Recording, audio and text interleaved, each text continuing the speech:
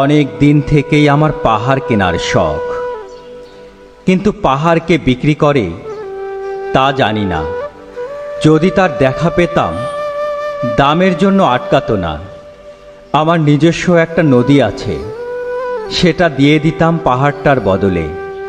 কে না জানে পাহাড়ের চেয়ে নদীর দামই বেশি। পাহাড় স্থাণু, নদী বহমান।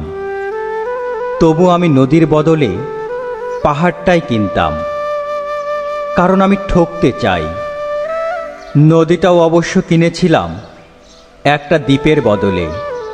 ছেলেবেলায় আমার বেশ ছোট্টখাট্ট সিমসাম একটা দ্বীপ ছিল, সেখানে অসংখ্য প্রজাপতি। শৈশবে দ্বীপটি ছিল আমার বড় প্রিয়। আমার যৌবনে দ্বীপটি আমার কাছে মাপে ছোট লাগলো। পুরো বহমান সিপসিপে তন্নি নদীটি বেশ পছন্দ হলো আমার। বন্ধুরা বলল, ওইটুকু একটা দ্বীপের বিনিময়ে এত বড় একটা নদী পেয়েছিস, খুব জিতেছিস তো মাইরি। তখন জয়ের আনন্দে আমি বিহ্বল হতাম। তখন সত্যিই আমি ভালোবাসতাম নদীটিকে।